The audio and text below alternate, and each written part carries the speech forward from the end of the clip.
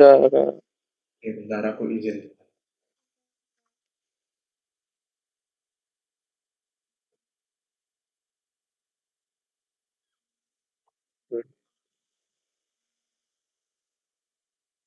Oke, nah, ya sekarang malam ini kita belajar mengenai kulit, adnexa, dan organ limfatik. Wih, kayak banyak banget nih, ya bakal malam kayak. Oke, langsung aja. Oke, kulit, aneksa itu kayak ya komponen-komponen yang di kulit itu ada apa aja gitu. Terus ada organ limfatik. Oke. Nah, yang pertama kita belajar kulit. Jadi kulit itu istilahnya merupakan organ terbesar, bukan terbesar sih, terluas, yang paling luas lah, yang paling luas yang ada di tubuh manusia gitu. Saya kan menutupi seluruh permukaan tubuh, permukaan luar maksudnya. Tuh. Jadi kalau secara skematisnya itu tampak seperti ini kalau kulit. Nah ini, tuh ada epidermis, dermis, sama subkutan ini hipodermis gitu. Oke, lanjut. Sip.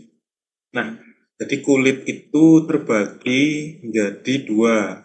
Ada kulit tebal dan kulit tipis. Nah, kalau aneksa itu terbagi menjadi ada 4 di sini, yaitu ada rambut, ada kuku, ada kelenjar keringat, dan kelenjar sebasea. Tuh. Nah, di sini cara garis besar, cara histologisnya itu lapis-lapisan atau bagian-bagian dari kulit itu dibagi menjadi 3 bagian. Itu ada epidermis, ada dermis, dan ada hipodermis. Jadi epidermis itu yang paling luar. Epidermis itu yang paling luar. Kalau yang tengah ini adalah dermis, lalu yang paling bawah itu hipodermis. Itu. Nah, ini cara histologinya. Ada apa aja sih yang bisa kita temukan di kulit? Nah, itu kalau bagian itu ada epidermis, lalu ada dermis. Oh ya, kalau epidermis itu tersusun oleh epitel berlapis pipih dengan tanduk, epitel berlapis pipih dengan tanduk. Kalau dermis itu tersusun oleh banyak jaringan ikat padat tidak teratur ataupun jaringan ikat longgar, seperti itu. Nah, itu dermis. Kalau hipodermis itu ada banyak sekali jaringan lemak. Ada banyak sekali jaringan lemak di dalamnya. Lalu kalau di sini tanda ini yang P ini ada bagian atau lapisan dari dermis, itu stratum papillare. Lalu kalau R ini ada lapisan dari dermis juga, bawahnya stratum papillare, namanya stratum reticulare. Lalu ada SW ini sweat gland atau kelenjar keringat. Kalau SEB ini bukan self exam browser tapi spasial, kelenjar spasial itu. Lalu HF ini hair follicle atau follicle rambut. Nah, lalu di sini ini kalau ada pertanyaan nama khusus jaringan yang ditunjuk, lalu ditunjuknya itu di lapisan atau bagian hipodermis. Tuh, bagian hipodermis kan ada banyak lemak. Nah, terus ditanyakan nama khusus jaringan apa, berarti itu adalah panniculus adiposus. Panniculus adiposus itu. Nah, ini komponen-komponen yang dapat kita temukan di kulit. Oke. Nah, ini tadi yang sudah aku singgung, kulit itu terbagi menjadi dua. Ada kulit tebal dan kulit tipis. Nah, kalau kulit tebal itu kulitnya tidak ada rambutnya atau tidak ada follicle rambut.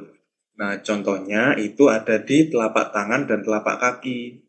Tuh, kalau di hewan berkaki 4 itu ya di telapak kaki depan dan kaki belakang. Di apa namanya? Di pausnya itu loh, pausnya. Oh, telapak yang empuk-empuk itu, pausnya itu. Nah, kalau kulit tipis itu kulitnya punya follicle rambut. Tuh, dan terdapat di seluruh tubuh selain telapak tangan dan telapak kaki. Jadi semuanya ini, selain di telapak tangan dan telapak kaki. Gitu. Oke, lalu yang pertama itu ada kulit tebal. Nah, jadi kulit tebal itu kan tadi tidak memiliki follicle rambut Dan bisa dikatakan juga itu stratum corneumnya itu tebal. Stratum corneumnya itu tebal. Tuh. Nah, yang pertama dari lapisan atau bagian epidermis. Bagian epidermis. Nah, bagian epidermis ini itu tersusun oleh lapisan tanduk yang tampak homogen di sini.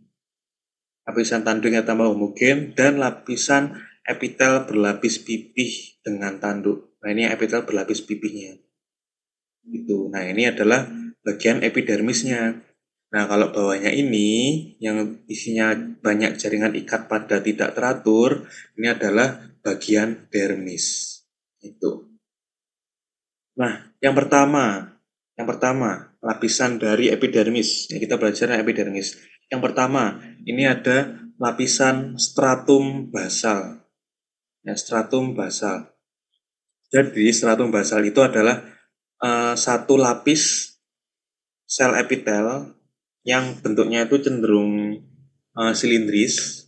Nah, jadi kan di sini bisa kita lihat ada cuma selapis yang selnya itu silindris dan kayak deret itu, kemudian kayak berbaris itu. Nah, ini adalah lapisan stratum basal itu. Nah, lalu atasnya stratum basal itu ada stratum corneum. Ada stratum corneum. Nah, di sini stratum corneum, di sini tengah-tengahnya. Nah, lalu di atasnya stratum corneum itu ada lapisan stratum granulosum. Nah, dari namanya stratum granulosum. Granulosum berarti sel-sel epitel yang ada di stratum granulosum itu tampak ada granul-granulnya. Nah, maka dari itu nampak kelihatan di sel-selnya ini tampak kelihatan agak gelap. Gelap itu. Nah, itu. Nah, ini yang granulosum, ini yang spinosum. Lalu di sini ada stratum basal. Nah, stratum basal itu stratum yang lapisan yang paling dalam gitu. Stratum spinosumnya ya, Kak. Yang mana? Ini tanya Miftah sama Agi ya. Tadi kakak ini buat yang stratum spinosum itu stratum corneum, Kak. Oh alah ya maaf. Typo mulut. Oke maaf. Jadi stratum spinosum bukan corneum. Stratum spinosum. Tuh. Nah, stratum spinosum. Jadi kayak namanya ini kayak basal spinosum granulosum itu diambil dari tampaknya, bukan tampaknya, kayak sifatnya, bukan sifat. Ya kayak yang kelihatan di selnya itu apa. Misalnya stratum basal. Berarti kan basal itu kan yang paling dasar gitu kan. Yang paling dasar, basal base dasar itu. Nah, lalu stratum spinosum itu ada kayak kalau misal di Zoom itu ya, mungkin teman-teman udah lihat di yang dari kuliah itu spinosum spine, berarti sel-sel epitelnya ini di stratum spinosum itu ada kayak duri-duri kecil-kecil kayak jembatan penghubung antara sel satu dengan sel yang lain gitu. Lalu stratum granulosum itu ada granul-granulnya jadi kelihatan tampak gelap juga ini. Nah, lalu ada stratum lucidum. Di stratum lucidum ini sebenarnya antara agak sulit ditemukan dan jarang ditemukan juga. Jadi stratum lucidum itu hanya ditemukan di kulit tebal. Nah, jadi ciri-cirinya itu kalau stratum lucidum itu tampak ada kayak lapisan yang pucat, tampak transparan. Ini stratum lucidum. Itu. Nah, di sini. Nah, lalu di atasnya stratum lucidum itu ada stratum corneum. Stratum corneum. Jadi stratum corneum ini kalau di kulit tebal itu tebal sekali. Tuh, tebal. Ini lapisan tanduknya, stratum corneum. Nah, itu adalah bagian-bagian atau lapisan-lapisan dari epidermis. Kalau dari dermis, bagian dermis itu ada beberapa lapisan. Itu ada stratum papillare sama stratum reticulare. Jadi kalau stratum papillare itu adalah lapisan yang tampak menjulang ke atas, jadi kayak gunung-gunung seperti ini. Nah, ini stratum papillare. Ini. Nah, stratum papillare. Lalu kalau yang stratum reticulare itu yang ini. Stratum reticulare itu tersusun oleh jaringan ikat padat tidak teratur. Itu ya kalau papilara juga sih. Tapi papilara itu yang atas, yang membentuk papil-papil kayak gunung-gunung gitu. Maka retikulara yang bawahnya. Nah, kalau secara skematis itu, nah ini kayak gini. Nah, ini stratum corneum, lalu nah ini yang stratum spinosumnya, lalu yang bawah ini ada stratum basal, terus ini ada stratum granulosum, ini nggak terlalu kelihatan yang lucidumnya. Ini corneumnya di sini. Nah gitu. Nah terus nah ini yang stratum papilaranya. Nah ini ada dermal papil namanya. Itu. Nah ini ya kalau sekarang skematisnya stratum papilara seperti ini. Tuh kalau stratum reticulara ya ini. Oke, tadi motor. Nah ini, kalau bentuk pertanyaannya itu sediaan apa? Sediaan kulit tebal. Lalu bagian apa? Bagian epidermis dan dermis. Epidermis, dermis. Kalau lapisan berarti ya yang ini, stratum-stratum ini. Itu. Oke. Nah, ini juga sama. Jadi yang ini nomor 6 ini ada stratum basal, lalu nomor 10 stratum spinosum. Nah ini kalau misal di zoom, nah ini kan kelihatan sel-selnya ini ada granul-granulnya. Ini adalah stratum granulosum, lalu atasnya ada stratum lucidum. Ini nggak terlalu kelihatan transparan sih, tapi kayak kelihatan beda gitu. Jadi kelihatan agak beda, ini kan merah. Nah ini yang tebal ini adalah stratum corneumnya. Nah di sini tampak ada kayak bagian dari dermis, lapisan dari dermis, ini ada stratum papilare. Itu. Oke lanjut. Tadi kulit tebal, nah sekarang kulit tipis. Jadi kulit tipis itu memiliki folikel rambut, terus stratum corneumnya tuh tipis dan kayak kelihatan apa namanya kayak tampak kayak serabut-serabut gitu. Jadi tipis kayak robekan-robekan gitu. Ini kelihatan tipis. Nah, dan juga epitel berlapis pipih dengan tanduknya, epitel apa? Lapisan epitelnya itu kayak stratum basal sampai granulosum itu cenderung lebih tipis juga. Kalau yang tebal kan cenderung lebih tebal. Nah, kalau lapisan-lapisannya dari epidermis itu sama. Yang paling bawah itu ada satu lapis sel epitel namanya stratum basal. Di atasnya stratum basal itu ada stratum spinosum. Nah, atasnya stratum spinosum itu ada stratum granulosum ini. Ini kan masih ada nukleus. Ini masih yang udah stratum granulosum.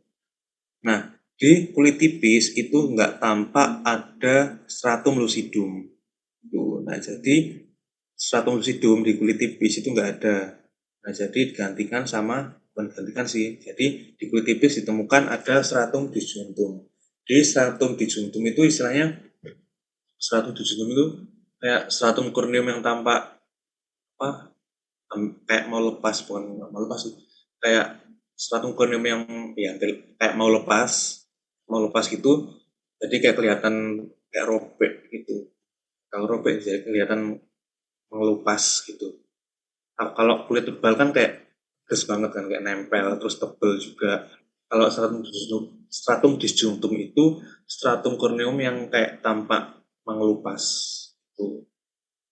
Nah lalu eh, yang dermisnya itu sama, ada stratum papilare dan stratum reticulare tuh. Nah lalu sediaan apa? Sediaan kulit tipis. Nah, kulit tipis. Lalu bagiannya, bagian epidermis dan dermis. Lapisannya itu ada sama stratum basal sampai stratum disjuntum kalau epidermis. Kalau dermis itu stratum papilare dan stratum reticulare. Tuh. Oke. Nah, ini juga sama kulit tipis, tapi di sini dengan komponen-komponennya atau bersama aneksa kulit. Jadi aneksa kulit itu ya komponen dari kulit, gitu ya, turunan dari kulit. Tuh. Nah, ini stratum disjuntum. Nah, ini kelihatan mengelepas tipis stratum corneumnya. Nah, lalu di sini ada folikel rambut. Nah, jadi folikel rambut itu secara histologi seperti ini. Folikel rambut.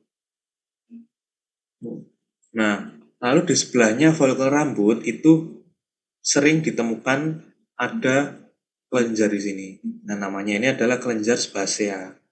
Nah, kelenjar sebasea ini fungsinya itu untuk mengeluarkan sekretnya itu kayak berupa minyak karena kan kelenjar sebasea itu kelenjar lemak. Dia mengeluarkan seperti minyak. Nah, nanti minyaknya ini keluar akan melembabkan folikel rambutnya itu. Kayak fungsinya itu untuk melembabkan atau melumuri rambut itu dengan minyak biar nggak terlalu kering, tuh. Nah, lalu di dekatnya kelenjar sebasea itu juga ditemukan musculus arrector pili. Di musculus arrector pili ini itu fungsinya itu untuk memompa, bukan memompa, kayak kontraksi untuk apa gini, memeras, kayak kontraksi untuk memeras gitu ya, memeras itu ya, memeras untuk membantu untuk mengeluarkan minyak dari kelenjar sebasea itu. Yang musculus arrector pili. Nah, musculus ini itu merupakan jaringan otot polos.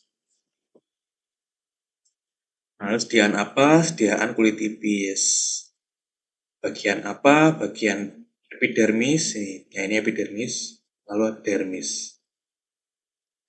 Nah, lalu lapisan apa? Lapisan stratum disjunctum.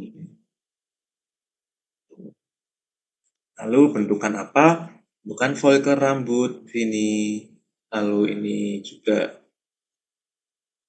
di sebelahnya folikel rambut ada bentukan kelenjar sebasea. Di sebelahnya kelenjar sebasea itu ada musculus arrector pili. Musculus arrector pili. Tuh. Oke, lanjut. Nah, ini sama. Nah, ini stratum disjunctumnya di sini. Nah, ini folikel rambut. Folikel rambut. Nah, di sini musculus arrector pilinya. Nah, di sini, nah ini kan kelihatan kayak lemak-lemak. Ini kelenjar sebaseanya di sini. Tuh, epidermis. Nah, ini jaringan ikat pada tidak teratur. Nah, ini Apa izin bertanya? ya, Anton. Tolong yang di sebelumnya, slide sebelumnya. Itu berarti jika pertanyaannya jenis sekret, maka itu jawabannya mukos, Kak ya? Jenis sekret. Iya, maksudnya berdasarkan jenis sekret, si kelenjar sebasea ini berarti dia mukos karena bening. Ya, bisa dibilang gitu. Tapi biasanya kalau kelenjar sebasea itu yang ditanyain berdasarkan cara memproduksi menghasilkan sekret. Berarti masuknya ke holocrin, betul. Tuh. Biasanya yang sering ditanyakan itu yang holocrin kalau Holokrin berarti ikut hancur bersama selnya, Kak.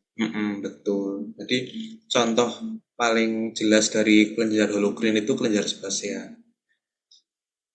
Biasanya kalau yang apa namanya, yang apa tadi, mukus, seromukus, dan seros itu biasanya ada di kelenjar saliva, kayak parotis, sublingual, submandibula, terus kelenjar saliva yang ada di lidah juga. Oke.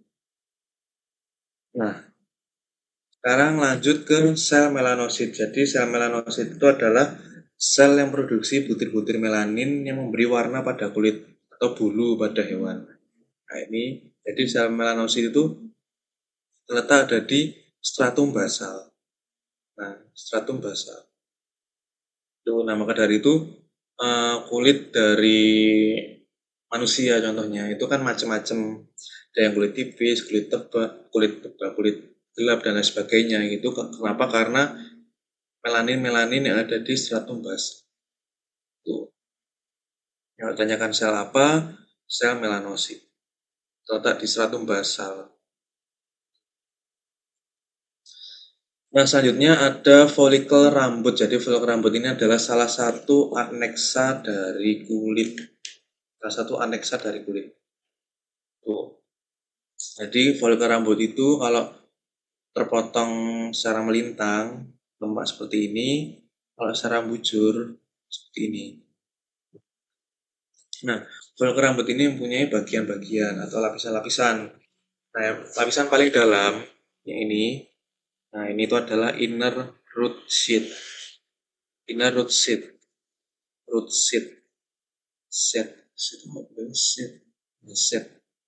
Inner root sheath. Inner yang dalam, berarti ini bagian dalam dan ukurannya atau tebalnya tuh tipis, cenderung tipis. Tuh. Nah, lalu selanjutnya itu ada Renata tanya, angkat tangan. Mungkin ada yang mau tanyakan, Rena? Lanjut dulu aja nggak apa-apa Kak. Enggak, mau tanya dulu. Ini mau memastikan yang berarti folikel rambut terus kelenjar sebasea sama kelenjar keringat itu maksudnya di dermis. Di dermis. Belum ke hipodermisnya berarti. Belum.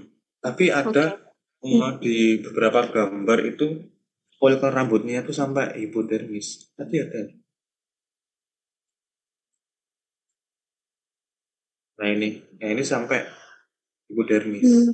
Tapi kalau yang lain kayak kelenjar keringat dan lain-lain itu biasanya di dermis. Oke Kak, makasih. Oke, sama-sama. Nah, itu ya. Di folikel rambut lapisan paling dalam itu ada inner root sheath.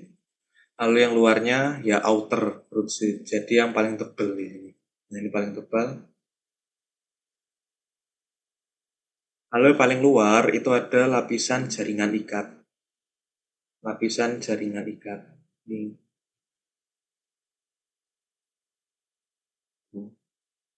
Kayak sediaan apa?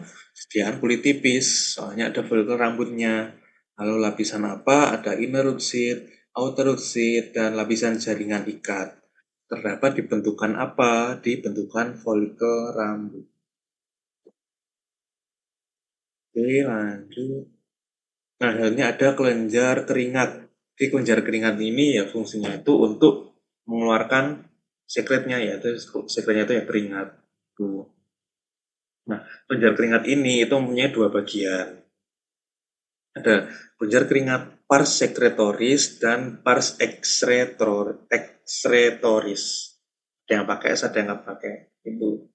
Nah, yang pars secretoris itu epitelnya selapis kubis hingga silindris. Nah, dan juga yang secretoris itu dikelilingi sel mioepitel. Mungkin tambahan juga, kalau yang secretoris itu tampak lebih pucat. Epitelnya tampak lebih pucat. Itu. Nah, lalu kalau yang pars excretoris itu epitelnya berlapis kubis. Tapi sebenarnya kalau yang epitel selapis kubis, epitel berlapis kubis itu kayak cenderung relatif sih, jadi nggak mesti sebenarnya. Yang perlu digarisbawahi itu pars excretoris, yang excretoris tampak lebih gelap. Kalau yang pars secretoris itu yang tampak lebih pucat. Dan juga kalau yang secretoris, yang pucat ini itu pinggir-pinggirnya itu ada kayak lingkaran merah yang mengelilingi ini. Nah, itu adalah sel-sel mioepitel. Sel-sel mioepitel. Yang merupakan lapisan dari sel-sel otot polos. Fungsinya itu ya untuk menggerakkan kelenjar tersebut untuk mengeluarkan keringatnya itu.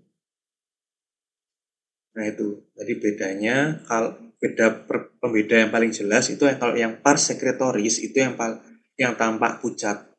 Kalau yang pars excretoris itu yang tampak lebih gelap. Oke. Nah, selanjutnya ada kuku. Di kuku itu merupakan salah satu dari adnexa kulit juga. Itu. Nah, jadi salah satu dari adnexa kulit juga. Nah, kuku ini itu dapat kita temukan ada beberapa lapisan dan bentukan dan daerah juga. Tuh. Nah, pertama itu ada nail plate. Nah, nail plate ini ya kuku itu sendiri. Nail plate itu kuku itu sendiri. Itu. Nah, lalu di bawahnya nail plate itu ada nail bed. Ada nail bed. Nah, itu nail bed ini itu adalah ya tempat tidurnya nail plate itu. Jadi nail bed itu ya bawahnya nail plate. Jadi kayak tempat tidurnya nail plate itu. Ya, nail bed. Tempat berdirinya kuku nail plate. Nah, dan juga di sini itu ada daerah. Nah, daerah tempat keluarnya dari kuku di sekitar sini, daerah tempat keluarnya kuku ini itu adalah eponisium. Eponisium. Daerah tempat keluarnya kuku, eponisium. Nah, lalu ada juga daerah tempat daerah daerah menggantungnya kuku. Daerah menggantungnya kuku. Nah, ini itu adalah namanya hiponisium. Hiponisium. Misalnya kalau di sini nih, kelihatan nggak? Kameraku nge-lag nggak ya di kalian? Kameraku? Enggak, Kak. Oke, nah ini. Nah ini kan, ini jari telunjuk ya, Nah ini, Maaf, Kak, bisa tolong diulang. Saya ketiduran tadi.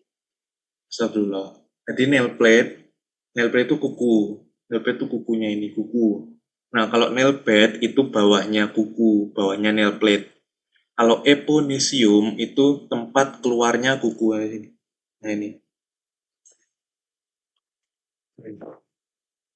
Nah ini. Nah ini kan tempat keluarnya kuku. Nah ini yang eponisium.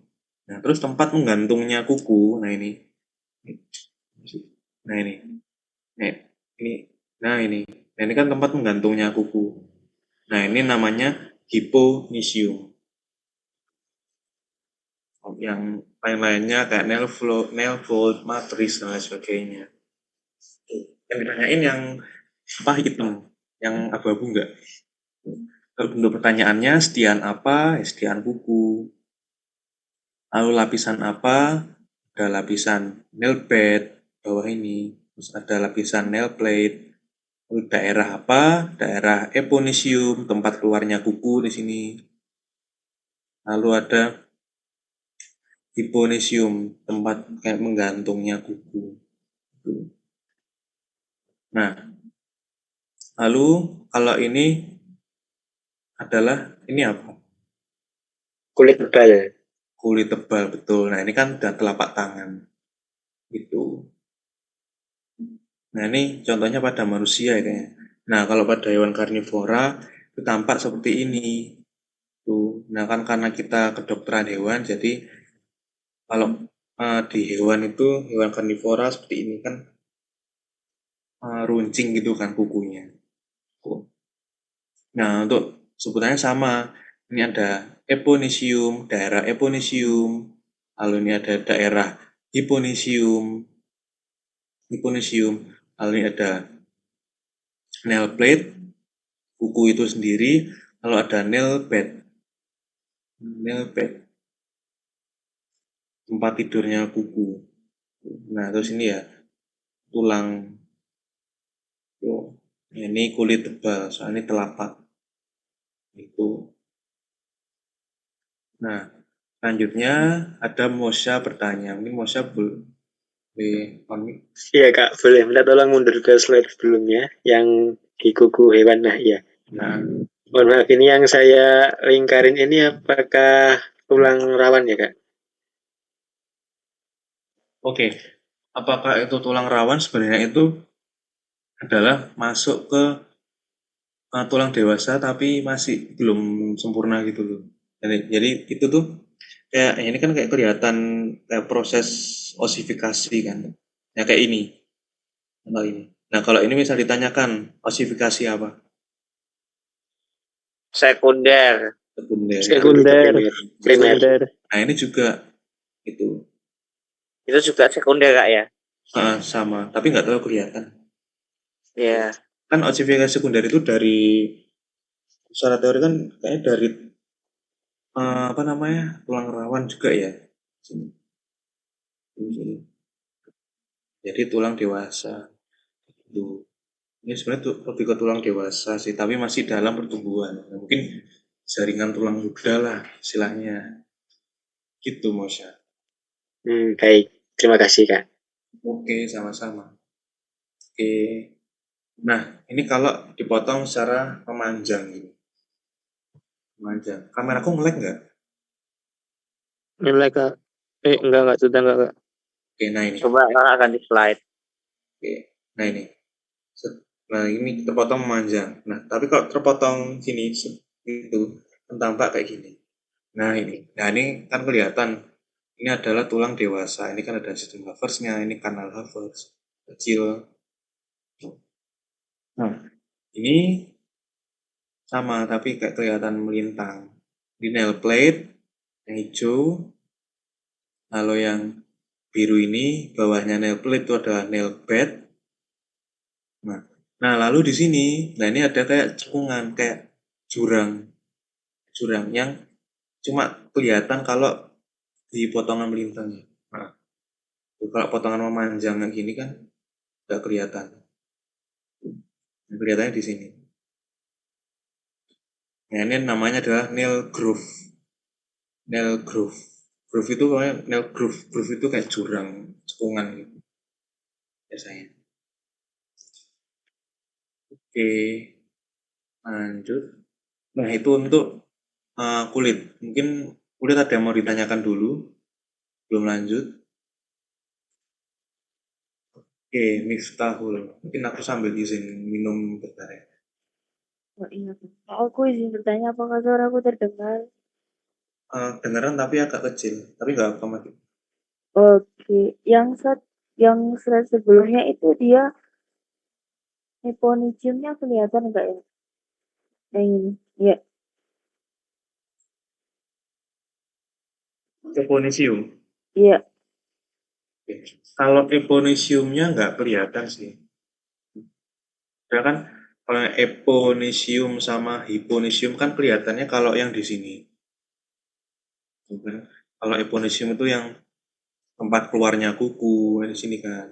Terus hiponisium itu kayak tempat kukunya itu kayak menggantung gitu kan. Nah kalau di sini kan nggak kelihatan yang tempat keluarnya kuku itu di mana, terus tempat menggantungnya kuku juga di mana nggak terlalu kelihatan.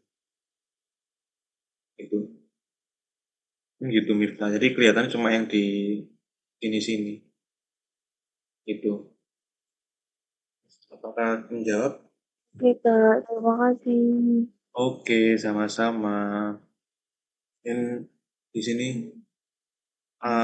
Renata Arista nggak bisa membayangkannya gimana? Nggak bisa membayangkan.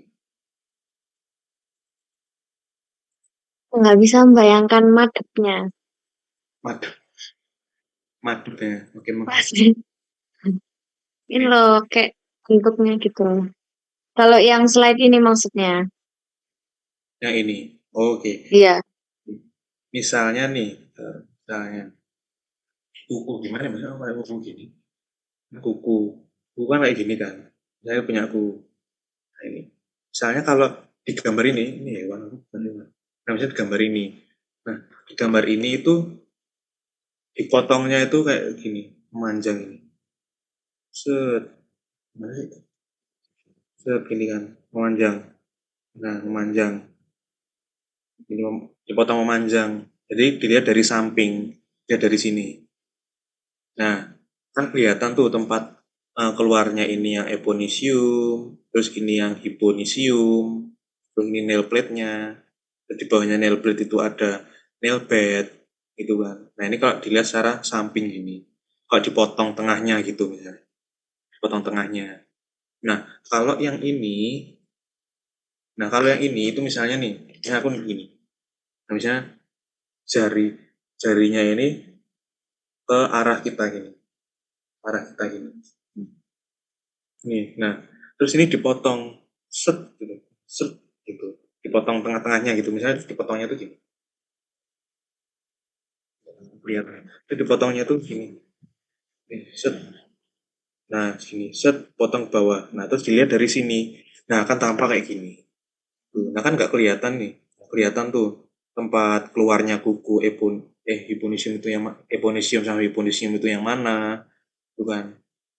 Jadi kelihatannya kuku ini nail plate, terus bawahnya nail bed, dalam jari kan ada tulang kan, tulang dewasa, ada tulangnya, ada os digitinya. Nah, ini kalau dipotong ya kelihatan tulangnya. Nah, terus di sini, nah ini kan ada nail groove-nya gitu. Tuh. Jadi kalau yang gambar ini itu terpotongnya kayak gini, jadi terpotong set itu terus dipotong tengah-tengahnya maksudnya. Itu dilihat dari samping. Kalau yang ini itu dipotong tengah-tengahnya terus kita lihat dari sini gitu. Dari depan belakang. Kalau yang tadi samping gitu. Gitu Rena. Apakah Ya, sudah terbayang. Makasih, Kak. oke sama-sama. Terus di sini ada Ameliaka berarti nail fold itu adalah eponisium tebal. Nail fold itu nggak terlalu diperhatikan sih kalau di sini. Ini cuma di sini tambahan aja menurut literatur gambar yang aku ambil di sini. Gitu. Eponisium yang betul. Jadi kayak sekitar sini gitu sih aku juga kurang jelas nail fold. Nail fold itu yang sebelah mana, cuma ditaruh sini MF. Matrix juga. Gitu. Tapi di buku nggak ada kok nail fold, matrix. Tapi nggak apa-apa. Yang perlu diperhatikan yang ini aja. Itu Amel. Apakah menjawab? Oke, sama-sama.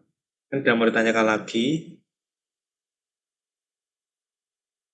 untuk kulit, Mau tanya, ya alis. berarti nail group itu nggak masuk ke lapisan gitu ya, Kak? Terus kan katanya kayak ada nail wall juga, Kak. Berarti itu nggak masuk ke lapisan kuku juga. Oh ya nail wall. Kalau nail wall itu tahu kan kalau nail wall itu di tepiannya nail groove. Jadi kalau nail groove itu yang ini kan ada cekungan gitu kan. Nah terus sebelahnya ini ada nail wall, temboknya gitu. Jadi kalau ditanyakan sih kayak bentukan, kalau nggak lapisan gitu kalau nail wall. Kalau nail groove itu cekungan. Kalau nail plate, nail bed itu lapisan gitu. Makasih, Kak. Iya, Kak. Masih agak bingung sama yang folikel rambut tadi yang ada di slide yang ada potongan melintang sama membujurnya. Nah ini, Berarti yang di potongan membujur ini yang tengah-tengahnya itu rambutnya, Kak. mm-mm. Jadi ya gimana Lis? Yang di potongan membujur itu berarti inner rootnya itu kayak mengelilingi rambutnya gitu. Betul. Oh. Keren. Jadi kalau yang ini kan kayak istilahnya helai rambutnya gitu kan. Helai rambutnya gitu kan. Nah, ini itu kalau secara memanjang, potongan membujur ya ini. Yang ininya. Gitu. Mm-mm.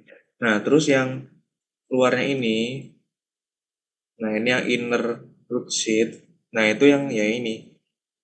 Jadi kayak mengelilingi, menyelubungi gitu. Kayak menyelubungi helai rambutnya itu memanjang. Gitu. Nah, kalau inner root sheet yang dalam, yang bersinggungan sama helai rambutnya, soal yang luar itu yang outer root sheet-nya. Terus lapisan luarnya lagi itu ada lapisan jaring belikan. Itu alis. Makasih, Kak. Sama-sama. Jadi nggak cuma nggak cuma interupsi sama outer itu cuma 1-2 aja, tapi menyelubung. Oke, ada yang mau tanya lagi buat? Mau nanya. Iya, siapa ini? Sarah, Kak. Oke, Sarah. Kak, cuma memastikan sih, jadi di setiap kelenjar sebasea itu pasti bakalan ada muskulus pilihnya apa enggak, Kak? Oke, sebenarnya apakah kelenjar sebasea itu selalu ada muskulus erector pili? Itu kembali lagi tergantung dari sediaan yang kita lihat atau yang kita dapat. Itu. Jadi tergantung. Jadi ada sih sebenarnya, ada yang kelenjar sebasea yang cuma ya kelenjar sebasea gitu. Jadi di tepiannya, di sekitarnya itu nggak ada kayak struktur otot polosnya. Jadi cuma jaringan ikat aja itu juga ada. Jadi itu kemungkinan otot polosnya nggak ikut masuk di preparatnya itu. Jadi tergantung gambar kan, tergantung preparat yang kita dapatkan. Kalau ada struktur jaringan otot polosnya berarti itu musculus erector pili. Gitu, Sarah. Oke, makasih, Kak. Oke.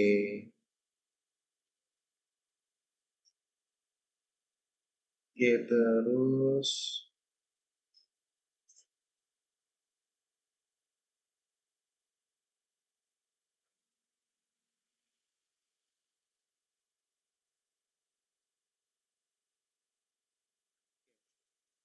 selanjutnya ada yang mau tanya lagi? Oh ya tadi ada yang nanya di Amel. Itu yang bagian sel melanosit. Oke, jadi yang sel melanosit itu adalah sel yang ada di stratum basal. Nah, jadi stratum basal itu kan ada tempatnya itu. Jadi stratum basal itu sel-sel yang di stratum basal itu ada kandungan pigmen warnanya. Nah, itu ada sel melanosit. Itu. Nah, dari itu kulit dari hewan, manusia itu kan bermacam-macam. Ada yang gelap, ada yang cat, ada yang putih gitu. Nah, itu gantung dari melanosit yang ada di stratum basal dari kulit itu. Gitu, Amel.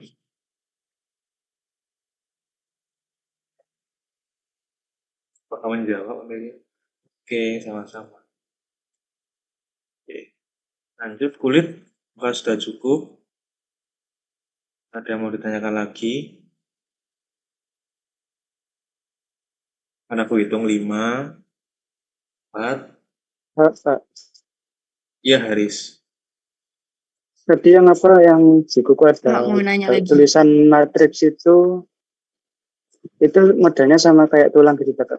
Kayak produksi kuku, bakal kuku gitu. Iya, kurang lebih kayak gitu. Matrix. Kalau nggak ditanyain sih. Soalnya tanya nih cuma nail plate dan lain-lain. Yang apa hitam. Yang hitam aja. Yang agak abu-abu enggak. Oke, tadi ada yang tanya siapa?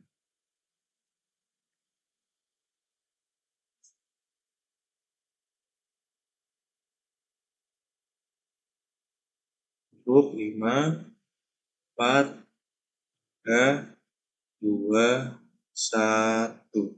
Oke, udah ya. Lanjut, nah, selanjutnya kita belajar organ limfatik. Nah, ini mungkin perlu diperhatikan, soalnya struktur dari organ satu dengan organ lain itu mirip-mirip gitu. Mirip-mirip. Nah, ini secara skematis itu salah satu organ limfatik, yaitu kelenjar getah bening. Kelenjar getah bening. Begini secara skematiknya. Tuh, nah, secara histologinya itu ada di slide selanjutnya. Nah, organ limfatik itu seperti ini pembagiannya. Nah, untuk jaringan limfoid ini itu terdiri atas dua komponen. Jadi jaringan limfoid atau jaringan yang menyusun sistem kekebalan tubuh itu ada stroma sama sel bebas. Nah, stroma itu ada sabut retikuler dan sel-sel retikuler. Nah, kalau sel bebas itu ada makrofag, limfosit, sel plasma, gitu. Nah, lalu ini ada pembagian jaringan limfoid itu berdasarkan perbandingan stroma dan sel bebas. Nah, yang pertama itu ada jaringan limfoid padat, dan yang kedua ada jaringan limfoid kendor. Nah, jaringan limfoid padat itu susunan stroma dan sel bebasnya itu lebih lebih padat gitu loh, lebih banyak dan lebih padat. Kalau jaringan limfoid kendor itu ya lebih kendor, lebih jarang-jarang jaringannya, stroma dan lain sebagainya. Jadi mirip-mirip kayak jaringan ikat padat tidak teratur sama jaringan ikat longgar, mirip-mirip gitu. Jadi jaringan limfoid padat itu ya kayak sabut retikuler, retikulernya itu ada banyak mengumpul jadi padat. Kalau jaringan limfoid kendor itu lebih sedikit, jadi kelihatan lebih kendor. Jadi tampak lebih pucat. Kalau yang jaringan limfoid padat itu lebih gelap. Itu. Oke. Lanjut. Nah, ini organ limfatik yang bisa kita temukan di organ limfatik itu ada folikel. Nah, ini folikel ini beda folikel sama yang di ovarium ya. Jadi ini folikel yang di organ limfatik. Nah, folikel ini itu tampak kelihatan bulat kayak ini. Nah ini kan bisa kita lihat yang pinggirannya ini lebih gelap, terus yang tengahnya ini lebih pucat. Nah, kenapa demikian? Karena susunan atau komposisi dari sel-sel retikuler dan sabut retikulernya itu berbeda. Jadi yang pinggir ini itu ada folikel primer atau folikel 1, jadi susunannya itu lebih padat, lebih banyak. Beda kalau di tengah-tengahnya, ini folikel sekunder atau folikel 2 atau germinal center. Nah, ini susunan dari sabut retikuler dan sel-sel retikulernya itu lebih sedikit, lebih longgar. Nah, bentukan apa? Kalau menunjuknya ini di tepian, itu ada folikel primer atau folikel 1. Kalau yang tengah, ini ada folikel sekunder atau folikel 2. Berada di seluruh bentukan apa, itu ada folikel 1 dan 2. Atau kalau mau singkatnya, nodulus limfaticus. Atau folikel 1, 2 boleh. Berisi apa? Nah, berisi ini semua jaringan limfoid padat. Oke. Nah, ini untuk organ limfatik yang pertama itu ada kelenjar getah bening. Ada kelenjar getah bening atau limfonodus. Nah, jadi kelenjar getah bening itu ada bermacam-macam, tersebar di seluruh tubuh. Kalau kita belajar anatomi itu yang limfoglandula gitu. Limfoglandula kalau di anatomi. Nah, kalau secara histologi itu tampak seperti ini. Nah, kelenjar getah bening itu terbagi menjadi 2 bagian. Ada bagian korteks dan bagian medula. Nah, yang korteks itu yang luar, yang medula itu yang dalam. Nah, jadi masih terpakai kata korteks dan medula. Ini mungkin sampai akhir juga. Dan seterusnya. Korteks itu yang lebih luar, kalau medula itu lebih dalam. Nah, yang korteks itu tampak lebih padat. Karena tersusun oleh jaringan limfoid padat. Kalau yang dalam itu ada banyak yang jaringan limfoid kendornya. Kalau diperbesar tambah seperti ini. Nah, ini yang A. Nah, yang A ini korteks. Kenapa korteks? Karena ada folikel 1, 2-nya. Itu. Nah, yang B ini adalah medula. Nah, lalu kita kupas satu-satu. Ada kapsul. Nah, kapsul ini itu adalah jaringan pembungkus dari kelenjar getah bening. Mungkin di kelenjar yang lain juga. Itu. Ya, kapsul. Nah, lalu ada kapsul yang ikut masuk ke dalam. Ada kapsul yang ikut masuk ke dalam. Nah, ini namanya adalah trabekula. Trabekula. Lalu nomor 3 di sini, mana nomor 3? Nah, nomor 3 di sini ada celah, ada ruangan sempit. Nah, ruangan sempit ini membatasi kapsul dengan organ limfatiknya. Jadi dekatnya ada kapsul. Berarti ini adalah sinus subkapsularis. Sinus subkapsularis. Nah, sinus subkapsularis berarti bersinggungan dengan kapsul. Tuh. Nah, lalu nomor 4. Nah, nomor 4 ini ada ruang, ada celah. Nah, namanya ini adalah celahnya ini itu dekat dengan trabekula. Berarti ini namanya adalah sinus trabekularis. Sinus trabekularis. Gitu. Lalu nomor 5 di sini. 5. Nah, nomor 5 di sini ada sinus. Nah, sinusnya ini terletak di bagian medula. Berarti ini namanya adalah sinus medularis. Sinus medularis. Tuh. Nah, lalu ada lagi, anjir banyak banget. Nomor 6. Ada begini, ada bulatan-bulatan. Nah, ini baru namanya folikel 1 dan 2. Atau nodulus limfaticus. Tuh. Ini yang bulat-bulat, terletak di bagian korteks. Jadi folikel 1, 2 ini terletak di dalam korteks. Tuh. Nah, lalu di bagian medula itu ada medullary cord. Nah, medullary cord ini bentukan medullary cord yang ada terletak di medula. Nah, jadi aku kelewatan tadi ya. Nah, ini. Di jaringan limfoid padat itu ada 2, ada cord sama nodul. Jadi cord itu ada Billroth cord di organ atau sediaan lien. Kalau di KGB atau kelenjar getah bening atau limfonodul itu namanya adalah medullary cord. Nah, kalau nodul itu ada folikel 1 atau folikel primer dan folikel 2 atau folikel sekunder. Atau folikel 1, 2 juga. Itu disusun oleh jaringan limfoid padat. Kalau yang jaringan limfoid kendor itu ya susunan sel retikuler, lalu sabut retikuler itu lebih kendor.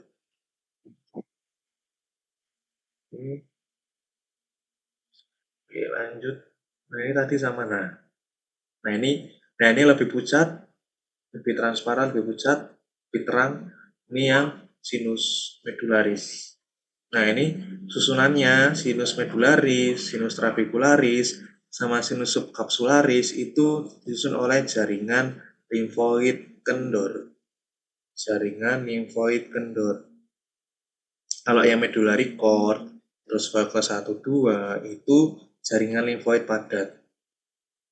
Jaringan limfoid padat. Terus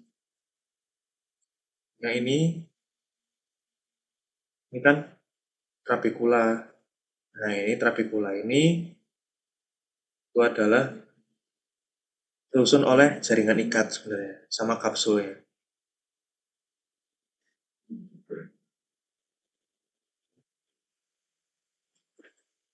Untuk pertanyaannya, sediaan apa kelenjar getah bening?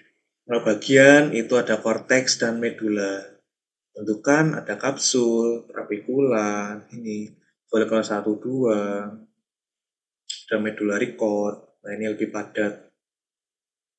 Kalau ruangan, ini ada sinus subkapsularis, sinus trabekularis, sinus medularis. Diisi apa? Ada jaringan limfoid kendor dan jaringan limfoid padat. Kalau sinus yang kendor, kalau cord atau nodul itu yang padat. Nah, itu untuk kelenjar getah bening. Selanjutnya ada tonsil. Di tonsil ini ada ya folikel 1-2-nya itu atau nodul simpatikusnya itu ada di dalamnya organ. Nah, kalau tonsil ini ada di bagian mulut, bukan mulut, bagian dalam dari mulut, batas. Semua tonsil, Kak. Nah, di sekitar sini, dalamnya gitu. Nah, tonsil itu ada tonsil palatina, tonsil lingualis, dan tonsil faringea. Jadi organ limfatik itu fungsinya itu untuk sistem kekebalan tubuh. Jadi menghasilkan sel-sel imun. Kayak sel B yang akan dipelajari di selanjutnya mata kuliah semester selanjutnya.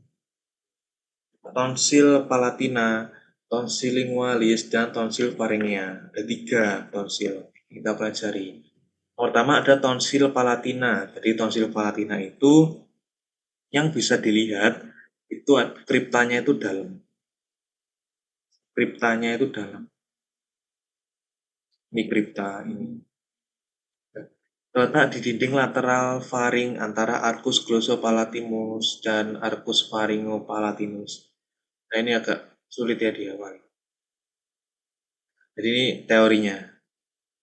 Pokoknya kalau ada yang dalam, kriptanya ini dalam, berarti ini ada tonsil palatina. Kriptanya panjang dan bercabang. Nah, selanjutnya tonsil lingualis. Jadi tonsil lingualis itu terletak di radix lingua. Di radix lingua. Nah, lidah, lingua kan lidah. Nah, jadi lidah itu kan kayak gini. Saya. Nah, ini ada papil-papil yang banyak di permukaannya gitu. Nah, radix lingua itu di akarnya lidah itu, di akarnya. Jadi lidah, dia kan lidah. Tuh, ujungnya yang ini. Nah, kalau di pangkal lidah ini ada kayak belakang kecil-kecil. Nah, tonsil linguanya itu yang di sini. Itu. Nah, jadi ciri-cirinya itu kriptanya itu pendek, dangkal, dan lebih sedikit.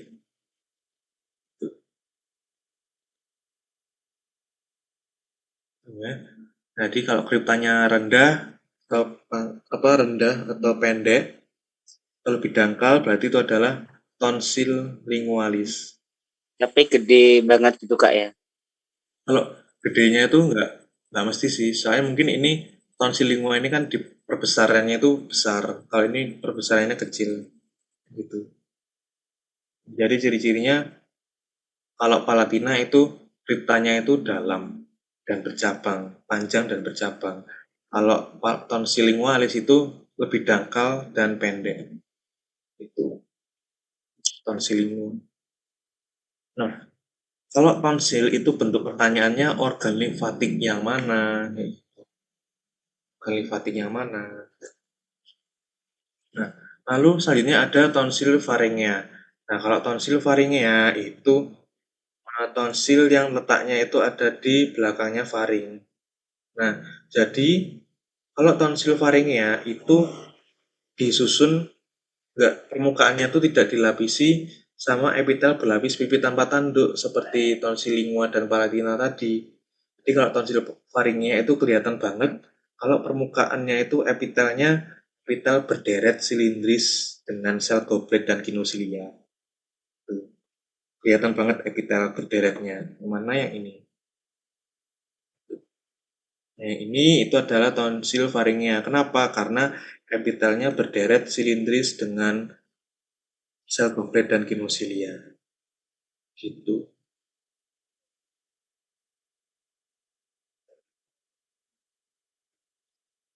Tidak terdapat kripta juga. Jadi nggak ada kriptanya. Tuh.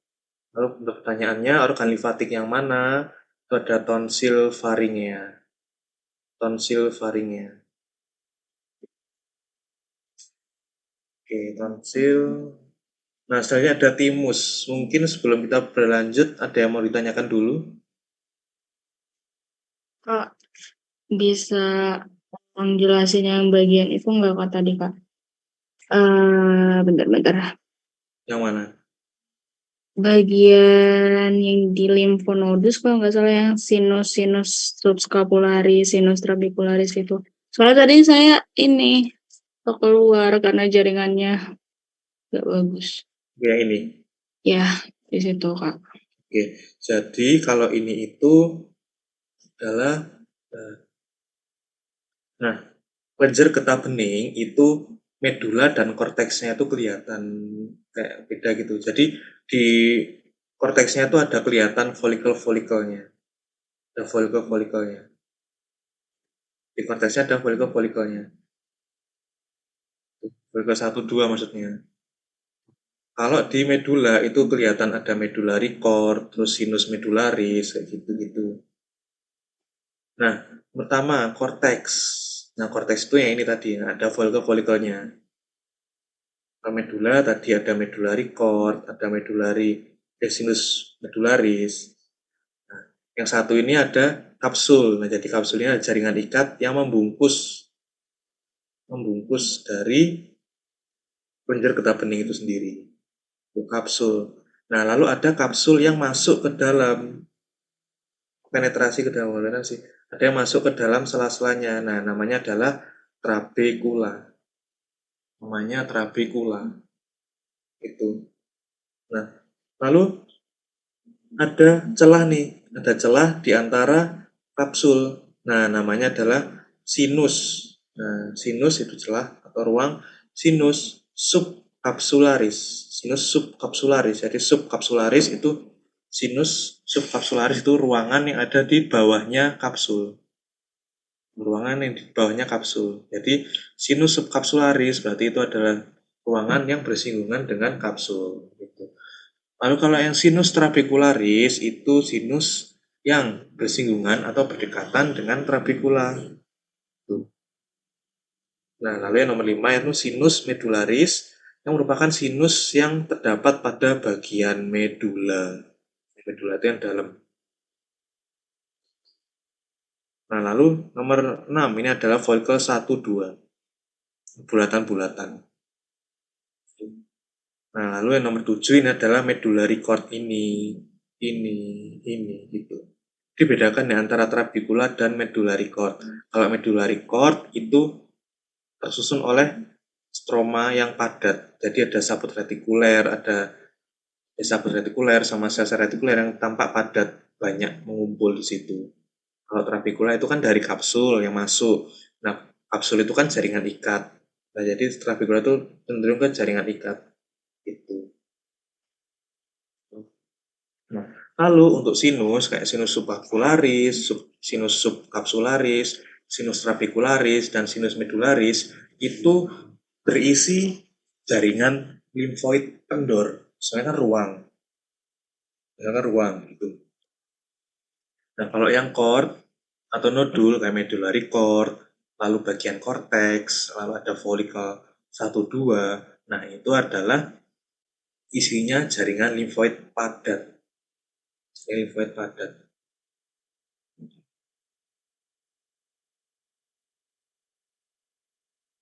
Itu. Siapa tadi? Sarah ya?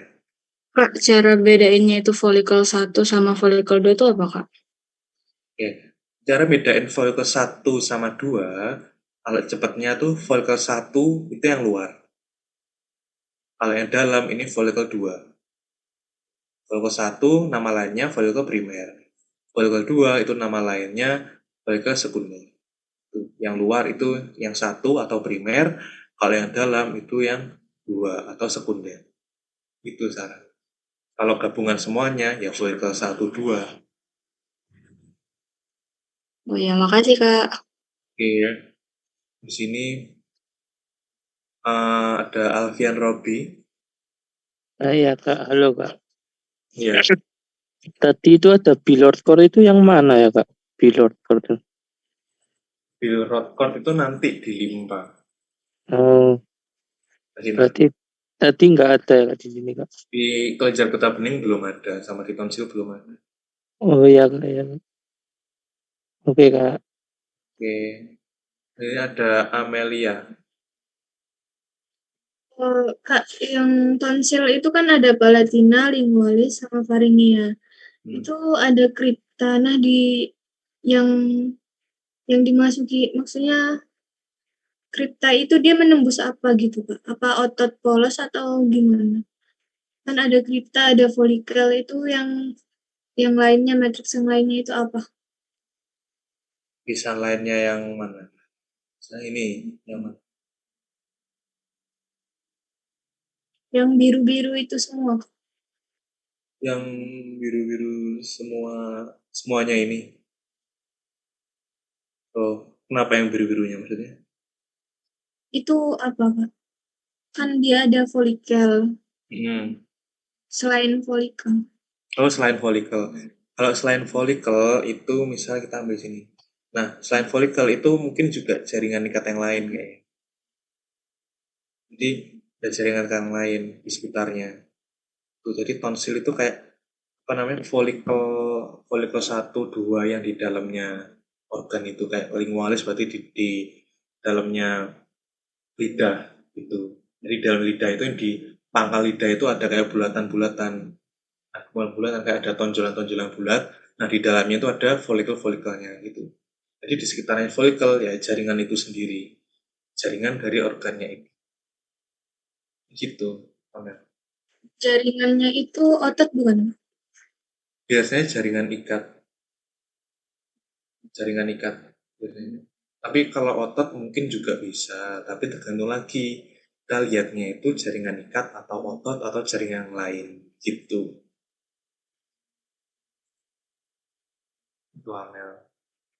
Mau nanya satu lagi, Kak. Tonsil itu yang di atas lidah itu bukan? Tonsil itu kayaknya yang itu loh. Kalau yang Palatina ya, ini. Nah, bener. Kayak gitu loh. Nggak tahu nggak? Nah itu, nah ini ya. Itu. Kayaknya yang itu.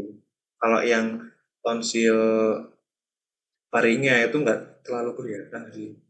Kalau yang lingua itu yang di pangkal lidah. Jadi ini lidah. Nah, lidah kan ada banyak papila-papila gitu kan.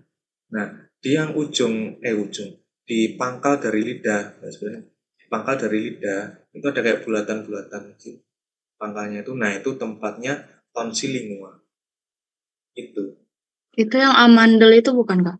Ya kayaknya yang amandel itu yang palatina. Oke, makasih, Kak. Oke, sama-sama. Yang lain, oke, Alivia.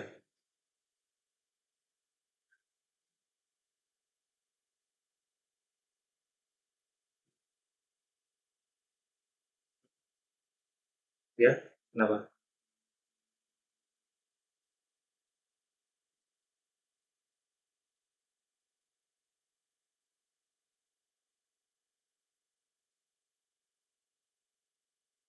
Oke,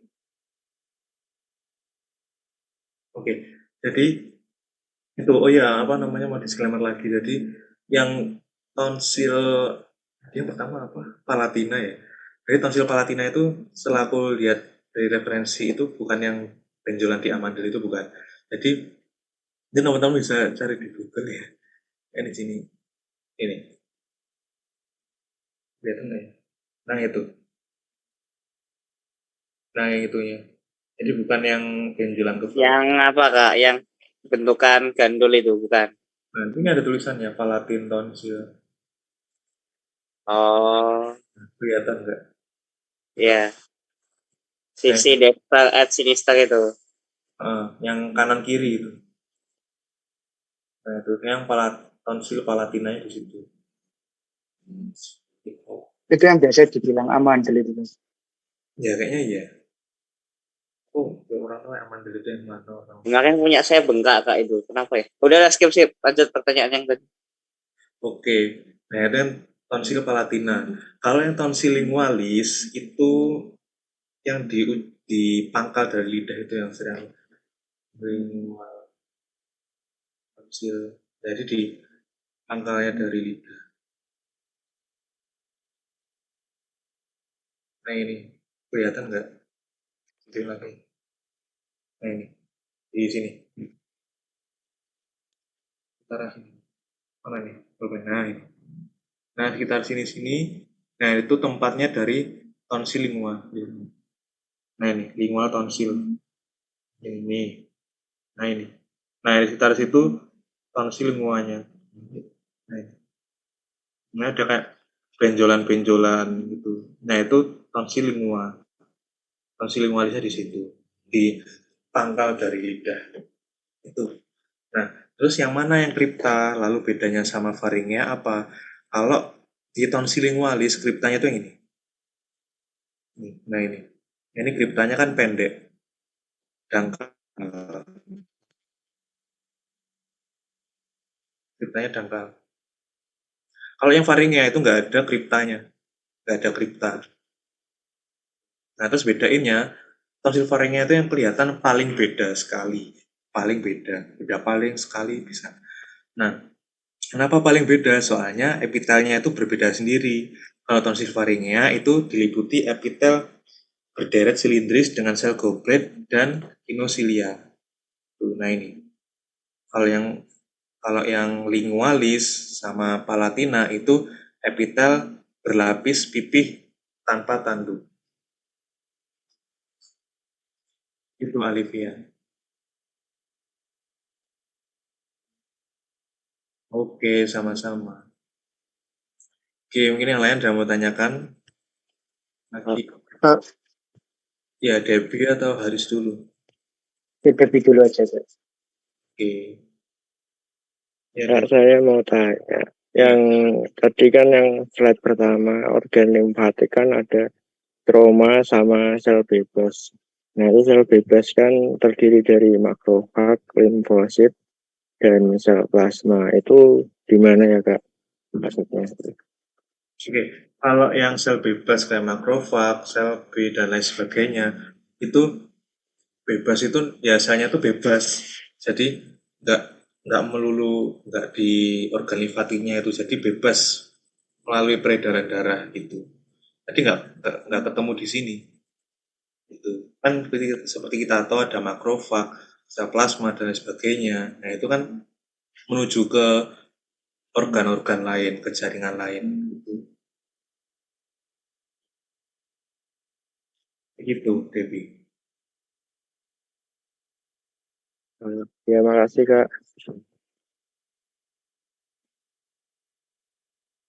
Oke, sama-sama. Haris? Pak, boleh diulang yang tadi apa yang di tonsil palatina, Pak? Arkus itu tadi. Argus. Oke. Ini cuma teori aja sih, jadi letaknya ada di mana. Dinding lateral faring, lateral. Itu. Tuh, tonsil palatina cuma teori aja sih. Kalau tonsil palatina itu kelihatan kriptanya dalam dan bercabang. Itu Haris. Oh, tapi nggak ditanyain juga. Ya. Enggak. Kalau di praktikum enggak. Baik, saya. Makasih. Oke, sama-sama. Ini yang lain udah mau tanya?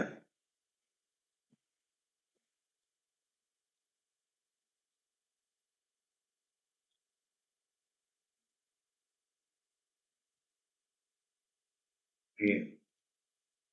Oke, kita lanjut dulu ya. Saya mana dari timus ya? Oke, selanjutnya ada timus. Jadi timus itu gini. Ini timus itu nggak kelihatan ada folikel-folikelnya, nggak ada folikel 1-2-nya. Tapi tetap ada korteks, ada medula gitu. Nah, sediaan apa? Sediaan timus. Bagian apa? Bagian korteks dan medula. Sama. Nah ini septa, medula, korteks. Nah, timus yang bisa kita temukan itu adalah ini, bentukan seperti bunga mawar. Namanya adalah badan basal. Badan basal. Badan basal. badan hasal. Ini udah timus cuma ada badan hasal aja, nggak ada folikel dan lain sebagainya. Alhamdulillah. Nah, ya Mosya, ada yang mau tanya? Kalau di slide yang sebelumnya yang di perbesaran lebih jauh, apakah badan hasilnya kelihatan? Nah ini Mas. Nah, Kak, ini apa kelihatan badan hasilnya? badan hasilnya kelihatan ini. Nah, ini. Oh itu, baik. Kecil banget. Kecil banget. Dan Di bagian badan medula, hasil, Pak. badan hasil itu selalu di medula, di korteks tidak ada. Sebenarnya kalau tergantung juga sih kita nemuin di mana, tapi biasanya juga banyaknya di medula. Banyak di medula. Baik Kak, terima kasih.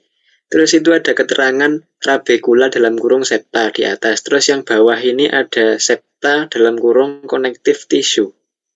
Itu apakah sama atau beda Kak? Sama deh.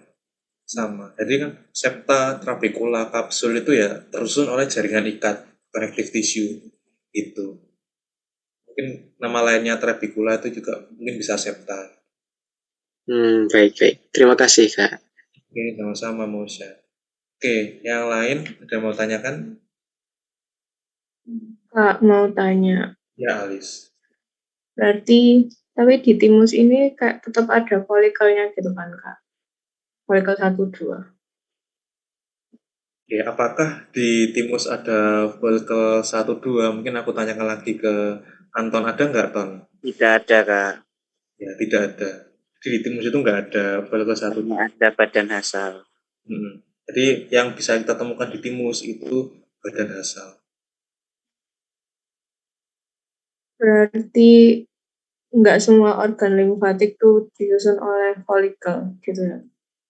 Bisa dikatakan seperti itu. Tapi tetap isinya ada sabut retikuler sama sel-sel retikuler. Itu semuanya ada. Terima kasih, Kak. Oke, sama-sama. Yang lain, kamu tanya, atau kita lanjut dulu? Ya. Timus tuh makroskopisnya itu bentukannya gimana Kak? Di mana tempatnya? Timus itu paling jelas, ukurannya paling jelas itu ada di hewan muda. Hewan yang baru lahir. Gitu. Nah, kalau di hewan, misalnya kambing. Ya kambing nih. Nah, kambing, nah kita dokter hewan ya. Nah, ya di kambing itu, ya kambing habis lahir dan beberapa hari gitu ya. Nah itu timusnya itu besar banget, di sepanjang leher itu timus. Nah, semakin tua dari hewan tersebut, semakin tua kambingnya itu. Nah, timusnya itu mengalami atrofi atau mengecil, jadi kecil. Gitu. Jadi timusnya ini mengalami mengecil, semakin tua hewan, timusnya semakin kecil. Kenapa? Karena timus itu adalah organ limfatik pertama, organ limfatik pertama yang tumbuh, organ limfatik pertama yang ada di hewan muda. Itu. Jadi kelenjar getah bening dan lain sebagainya itu masih belum dibentuk sempurna, belum sempurna. Di awalnya itu yang ada itu adalah timus. Jadi timus di sekitar sini kalau hewan setahu. Jadi semakin tua hewan semakin kecil gitu. Soalnya organ limfatik lain sudah mulai berkembang kayak kelenjar getah bening, terus limpa kayak gitu. Gitu, dari sasara ya. Oke Kak, makasih. Oke, sama-sama. Ini di sini ada Renata. Kalau mau tanya, yang badan hasil ini ada di korteks medula apa di salah satunya aja? Jadi tergantung lagi, kita menemukannya ada di korteks atau medula. Gantung. Jadi tapi biasanya itu paling sering ditemukan itu ada di medula. Ini di medula, paling banyak di medula kayak. Itu. Ini kita cek lagi. Ini Urena. Iya, Kak, makasih.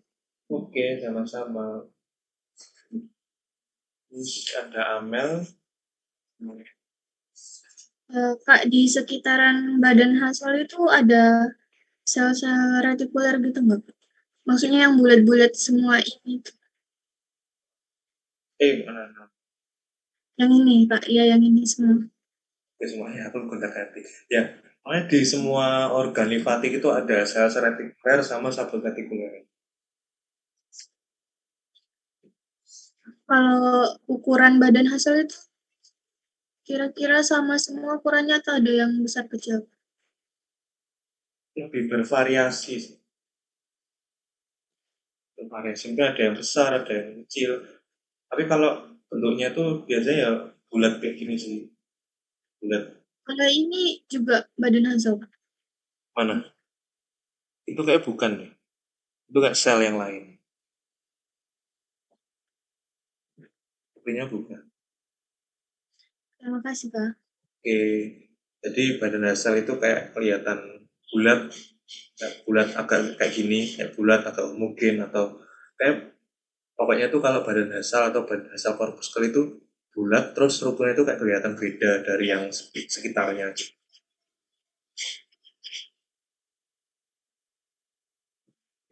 Ini itu tadi Amel ya. Oke, terus Renata, ini ada yang mau tanya lagi Renata atau sudah? Sudah, Kak. Oke, yang lain?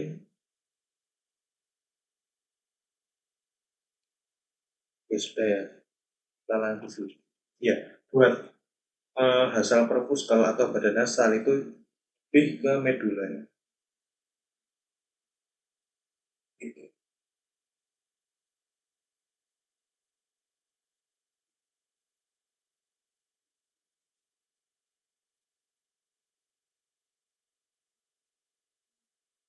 Oke, kita lanjut ke tadi saya mana ya? Dulu sudah ya di badan asal. Terus, nah, saya ini ada lien. Ada lien. Di lien itu limpa. Terus, oh iya, aku mau tanya. Kalian udah anatomi topografi kan ya? Sudah dapat apa? Viscera abdomen belum? Udah. Sudah. Seminggu lalu. Limpa itu letaknya ada di mana? Mungkin salah satu boleh jawab. Limpa letak Hepar, Dekat hepar. hepar. dekat hepar atau dekat Kayak ya Nempel nggak sih? nempel di hepar. Nempel di hepar. Di rumen, Kak. di rumen atau di hepar? Iya. Masuk teoretik dulu. Oke, jadi ya mungkin dibaca lagi ya punya PPT tutor. Akan ada PPT tutor. Oke, jadi mungkin dibaca-baca lagi bukunya. Pokoknya kalau seingatku limpa itu nempelnya di rumen, di aktif. Rumen, jadi kan rumen kan nggak besar itu kan. Itu nempel kayak jika rumen itu kayak kantong besar terus ada nempel tuh, nah ya limpanya di situ. Oke, limpa itu seperti ini. Nah, jadi limpa itu namanya yang bulatin bukan folikel 1-2, tapi namanya pulpa putih. Nah, namanya pulpa putih. Tuh. Namanya pulpa putih. Nah, kalau di luarnya pulpa putih, di luarnya bulatan-bulatan itu namanya pulpa merah.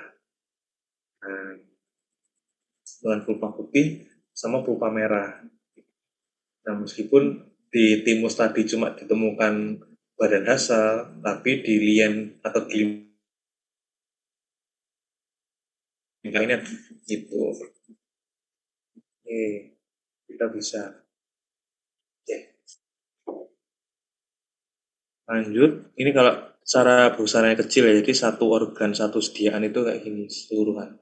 Tapi kalau kita perbesar, nah akan tampak seperti ini. Nah, sebelumnya sini ada secara skematisnya seperti apa. Jadi yang bulatan-bulatan tadi ini namanya ada ya tadi pulpa putih. Pulpa putih yang bulatan-bulatan. Pulpa pulpa putih. Pulpa putih. Nah, terus pulpa putih. Nah, di dalam pulpa putih nanti ada pembuluh darah. Dan ada pembuluh darah. Namanya adalah arteri sentralis. Arteri sentralis. Arteri sentralis ini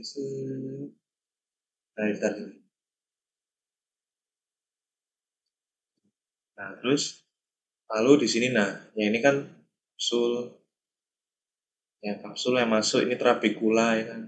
Nah, di dalam trabekula ada pembuluh darah juga namanya arteri trabekularis atau arteri vena trabekularis. Nah, yang biru ini yang vena. Nah, ini arteri sentralis, ini secara skematisnya arteri sentralis di pulpa putih.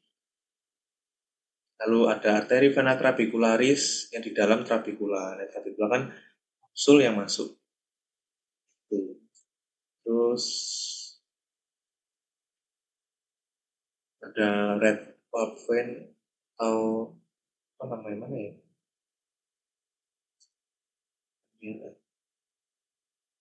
Nah, itu histologinya. Nah, ini beda banget. Ya namanya juga skematis sama histologi. Mirip-mirip, beda dikit. Tuh. Nah, pertama ada kapsul. Nah, sama, jadi kapsul itu pembungkus dari limpa. Pembungkus dari limpa. Nah, lalu yang luar ini ya pulpa merah. Lalu yang di bulat-bulat ini itu ada pulpa putih. Itu. Nah, yang pucat ini itu adalah trabekulanya. Itu. Sediaan apa? Sediaan lien. Oh ya, terus bulatan-bulatan ini itu nggak selalu ada di korteks. Jadi bisa masuk ke dalam. Jadi ada juga di medula. Itu. Nah, itu pembeda dari kelenjar getah bening dan limpa. Sediaan apa? Sediaan lien. Daerah apa? Pulpa putih. Nah, kalau pulpa putih pulpa merah itu pertanyaannya daerah. Daerah apa? Nah, daerah pulpa merah, daerah pulpa putih. Bentukan apa? Kapsul dan trabekul. Lanjut. Nah, ini sama. Nah, ini pulpa putih. Ini pembuluh darah arteri sentralis. Arteri sentralis. Trabekula. Ini pulpa merah. Oke. Lanjut. Nah, ini banyak banget. Nah, kalau arteri sentralis itu ada di pulpa putih. Nah, kalau di pulpa merah itu ada banyak. Yang pertama ada bentukan. Nah, bentukannya ini ada trabekula. Nah, ini trabekula ini bentuknya beda. Trabekula. Makanya kenapa jaringan ikat. Lalu ada bentukan Billroth cord. Tapi Billroth cord ini nggak terlalu kelihatan sebenarnya. Di Billroth cord ini sama seperti medullary cord di kelenjar getah bening. Jadi Billroth cord ini yang kayak ya susunannya padat untuk cord. Gitu. Nah, lalu yang nomor 2 ini juga, nah ini ada kayak celah-celahnya ini. Nah, ini namanya sinusoidnya. Nah, ini sinusoidnya. Gitu. Nah, lumen, nomor 4, lumen apa? Pertama ada pulp arteri. Pulp arteri, jadi pulp arteri ini ya pembuluh darah kecil. Kayak arteriol atau arteriol prekapiler. Tapi seringkali ya arteriol prekapiler. Nama arteriol, antara itu. Ini. Dan cuma itu aja. Ya ciri-ciri dari arteriol sama arteriol prekapiler. Atau pembuluh darah arteri. Kecil. Kan gitu. Pulp arteri. Di pulpa. Setet arterinya belum, Kak, ngapunten. Ya, setet arterinya belum. Nah, kalau yang setet arteri itu adalah pembuluh darah yang dindingnya itu tebal sekali. Dindingnya itu tebal. Kan lumennya kecil, tapi dindingnya tebal. Nah, ini yang namanya setet arteri. Ini shaded artery. Ini dia.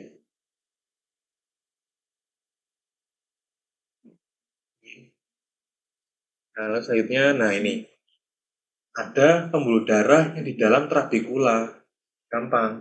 Berarti namanya adalah arteri vena trabecularis. Nah ini kan trabekula. Ini juga. Nah di tengah-tengahnya ada kayak darahnya. Ada sel darahnya. Berarti itu adalah pembuluh darah. Nah namanya adalah arteri vena trabecularis. Arteri vena trabecularis. Oke, kita lanjut. Nah, udah selesai, alhamdulillah. Selesai. Alhamdulillah. Oke. Oke, mungkin ada yang mau tanyakan organ limfatik sama kulit? Oke, Mareta, silakan. Tolong bisa ulangin sinusoid itu yang mana ya Kak tadi? Jadi sinusoid itu sebenarnya kalau sinusoid sama bilirubin cord di limpa itu sebenarnya nggak terlalu kelihatan sih, jadi jarang ditanyakan. Jadi bilirubin cord itu kayak cord itu. Kalau sinusoid itu kayak celah ini juga. Ini sinusoidnya. Jadi jarang ditanyakan sinusoid sama bilirubin cord, soalnya emang nggak terlalu kelihatan. Terima kasih Kak. Oke. Kalau ada Amel. Mau nanya Kak, berarti bilirubin cord ini dia selalu di dekat sinusoid atau enggak? Soalnya dia kayak menyatu aja gitu. Sebenarnya kalau dikatakan kata sebelah itu nggak mesti sih. Tapi kalau menurut pandanganku, jadi kan bilirubin itu kayak panjang. Jadi biasanya ada sinusoid untuk biar kelihatan bilirubin cord-nya itu yang mana. Gitu. Tapi memang sulit sih cara identifikasi bilirubin cord sama sinusoid, soalnya nggak mesti. Biasanya ada yang rapat semua gitu kan, jadi bilirubin cord sama sinusoidnya itu nggak bisa diidentifikasi yang mana-mananya. Arti dari bilirubin cord itu apa ya Kak? Bilirubin cord itu apa namanya? Jadi sama-sama bilirubin itu kalau dari namanya itu enggak, dari aku sendiri nggak tahu sih dari mana kata-kata bilirubin cord. Tapi bilirubin cord itu sama atau mirip-mirip kayak medullary cord di kelenjar getah bening. Tapi kalau asalnya kata bilirubin itu aku justru kurang tahu. Oke, makasih ya Kak. Oke, sama-sama. Ya, ada Josephine.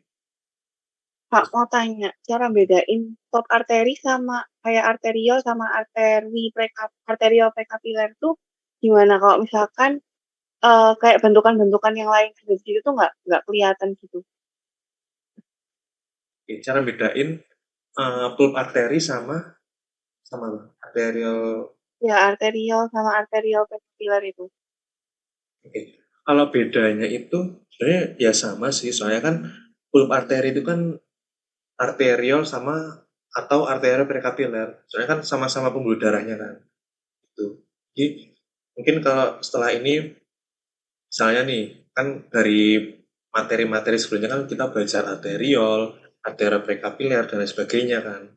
Jadi kenapa kita belajar itu?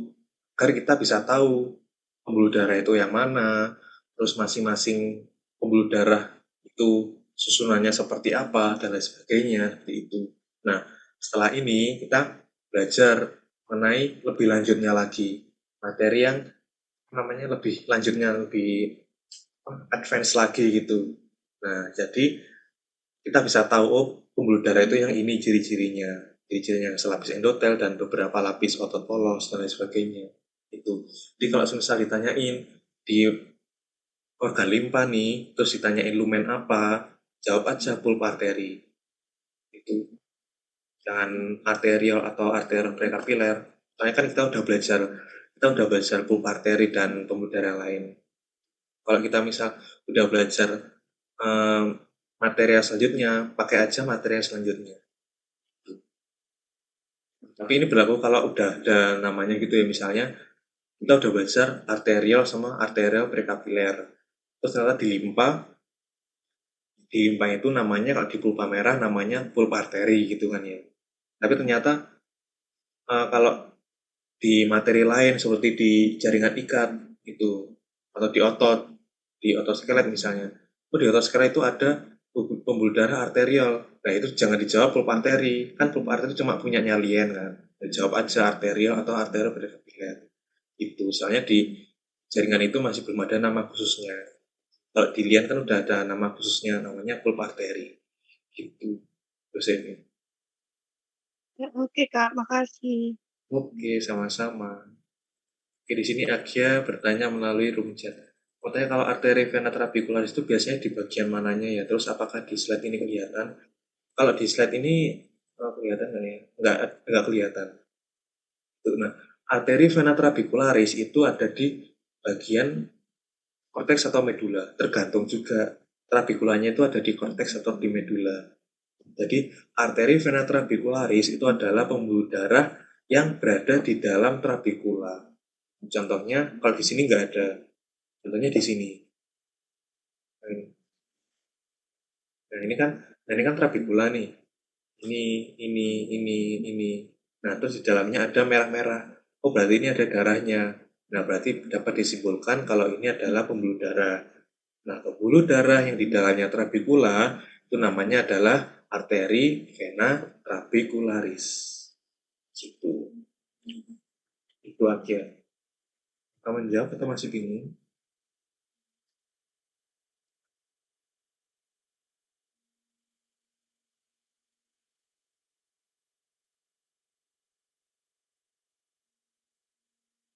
Oke, sama-sama. Ini yang lain ada yang mau ditanyakan? Nah, bilirubin ini memang bentuknya sama kayak sekelilingnya ya. Iya. Nah, jadi bilirubin memang agak sulit. Aku juga kesulitan buat mana bilirubin kalau ini nggak ada penunjuknya. Jadi bilirubin itu memang sulit ditemukan. Bilirubin sampai sunsuit itu memang cukup sulit ditemukan. Itu. Tapi misal nih kalau ternyata ditanyakan, misalnya kayak di sini, untuk pertanyaannya tentukan. Ya. Jawabannya apalagi selain bilirubin? Jawab aja bilirubin. Tergantung yang ditunjuk apa sama bentuk pertanyaannya apa. Nah itu yang paling penting. Itu. Bu Renata, apakah menjawab? Oke Kak, makasih. Oke, sama-sama. Yang lain, ada mau tanya? Arteri vena trabecularis yaitu yang di limfonodus tuh berarti di trabekulanya juga ada arteri vena trabecularisnya nggak Kak? Kalau di kelenjar getah bening atau limfonodus itu nggak ditemukan ya. Nggak ditemukan. Jadi kayak cuma ada di limpa. Nah kalau trabekula di kelenjar getah bening atau limfonodus ya cuma trabekula aja. Itu, tadi siapa yang nanya? Barengan semua deh konfliknya gitu tadi. Sarah. Nah Kak, makasih Kak. Oke, sama-sama. Ya tadi, Dewi tanya, masih belum ngerti medullary cord itu apa dan yang di mana. Oke, jadi medullary cord itu adalah bentukan yang ada di medula dari kelenjar getah bening. Dari namanya medullary cord. Tadi letaknya di medula. Kesediaan apa? Kesediaan kelenjar getah bening. Itu. Yang mana medullary cord itu kan, misalnya aku gambar nih, kasih pembatas. Ini. Yang ini cortex. Terus ini yang medula. Nah, medullary cord itu yang ini.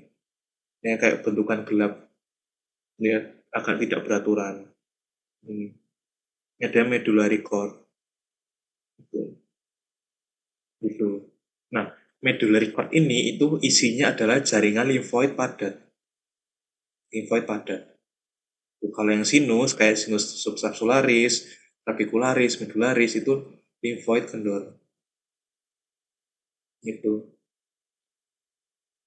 Dewi. Apakah menjawab atau masih bingung?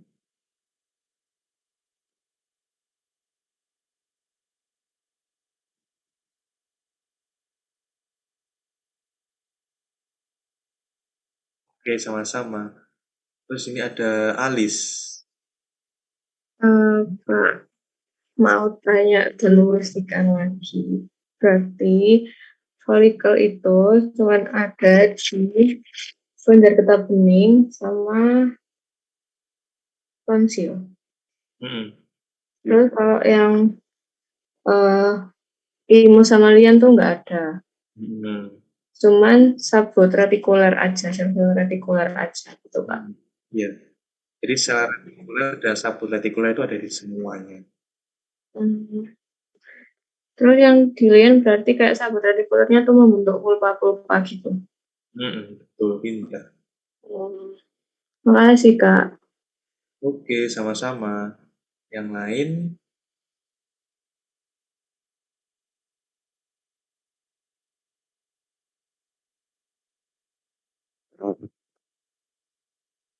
Oke, Debbie, silakan. Ya. Ya, Debbie. Jadi yang Rod chord itu rodnya itu selalu berdampingan dengan sinusoid. Oke. Nah, sinusoid dan Birol chord itu selalu berdampingan. Halo, Musa Dek. Iya, Kak. Tadi Dewi tanya, apakah Birol chord sama sinus itu selalu berdampingan? Apakah Bilord chord dan sinus berdampingan? Kalau menurut penjelasan Pak Arkana di awal tadi, tidak selalu ya, karena kadang sinus itu agak sulit diidentifikasikan, apalagi kalau berdekatan. Jadi jawaban saya tidak selalu. Iya, betul.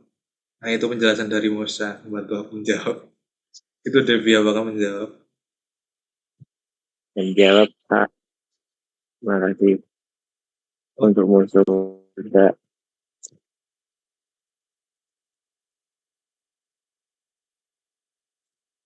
Yang lain? Oke, meski tidak sempurna, tapi jangan kehilangan cinta. Ya, betul. Terus sekali.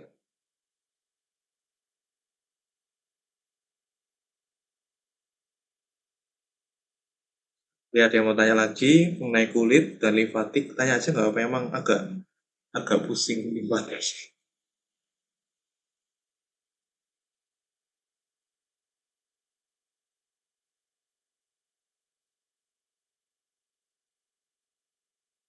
Kak, ini bukan tanya tentang materi ini, tapi tentang UTS-nya, Kak. Ya, boleh. Kalau dari pengalaman Kak Arkana, apakah soal dari histo ini cenderung sama dengan tahun-tahun sebelum? Atau beliau sangat rajin membuat soal, kalau dari pengalaman Kak Arkana? Oke, kalau aku sendiri, sebenarnya kalau histologi kemarin aku nggak tahu ya, aku lupa. Aku kayaknya nggak dapat soal-soal sebelumnya, jadi aku pure belajar dari buku sama kisi-kisi. Nah, soal kisi-kisi ini itu adalah istilahnya bocoran buat UTS sama UAS. Jadi bakal plug ada pertanyaan yang sama kayak kisi-kisi. Jadi kisi-kisi itu sangat membantu. Kan ada yang soal yang sama plug kayak kisi-kisi.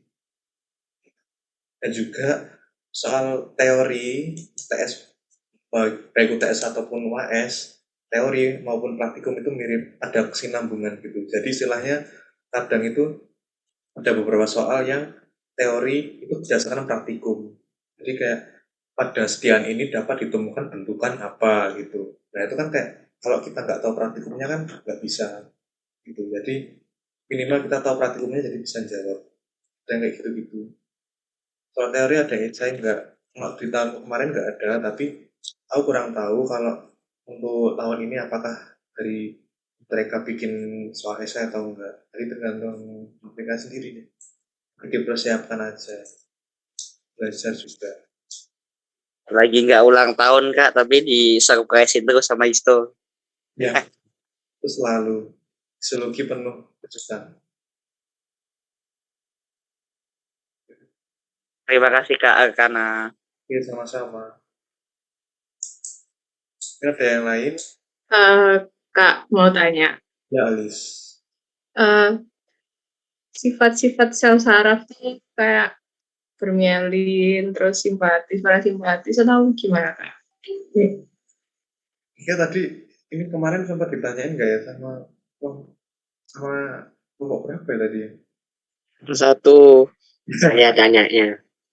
Sama A1, B1 dan sebagainya. Ditanya lagi. Jadi, kalau sifat dari sel saraf, tadi kayak gimana, Alis? Ini boleh diulang? Oh, enggak, ada Itu tuh ya sifatnya kayak gimana, Kak? Atau kayak diminta kayak secara histologisnya, atau kayak misalkan ada kayak saraf simpatis, parasimpatis gitu, Kak? Atau kayak gimana? Oke, kalau sifat dari apa namanya sel saraf, tentang saraf-saraf itu, oh ya, saraf itu kurang yakin juga sih, soalnya kan masih masuk teori kan. Menurut PT atau buku itu seperti apa? Tapi kalau yang aku tangkap itu dan di buku itu misalnya substansia grisea, substansia alba itu. Nah, misalnya substansia alba dan substansia grisea, misalnya substansia grisea kan ada perikarion, terus akson yang tidak bermielin dan lain sebagainya itu kan.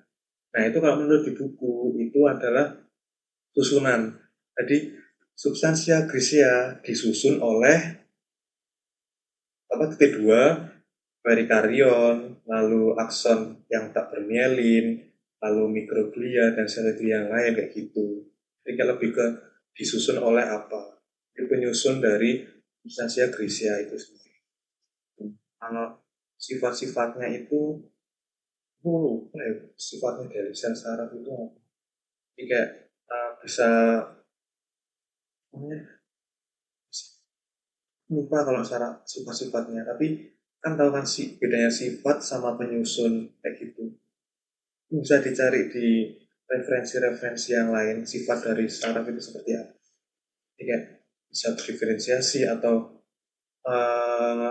aku lupa ya atau bisa melakukan perbaikan diri dan lain sebagainya kayak gitu.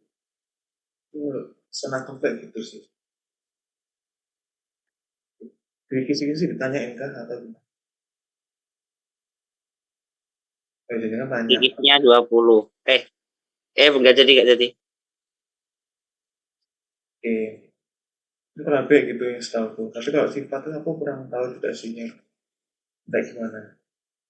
Tapi kalau yang substansia grisea itu ada perikarion, terus akson tidak bermielin itu lebih ke penyusunnya kalau di buku. Oke, Kak. Makasih. Oke, sama-sama. Oke, Kak, pembeda sumsum primer dan sumsum sekunder ini pasti tanya soal nanti tanya kan saya bisa tanya soal ke aku. Kalau mungkin aku cari aku kasih keluar saya. Jadi sumsum primer dan sumsum sekunder itu cenderung ke ruang sumsum sekunder, ruang sumsum primer yang ada di klasifikasi sekunder. Ini ciri-cirinya kan aku sudah jelasin kan kemarin kayak gimana. Terus dari PT-nya dosen seperti apa. Mungkin aku coba cari ini dulu.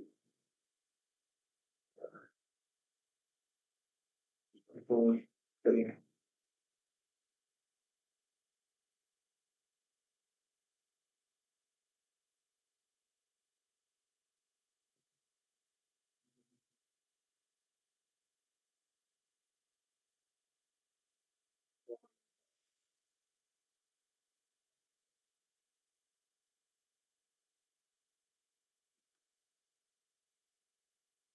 Mungkin sembari aku ngasih ini pernah jawaban ya, tapi masih referensi.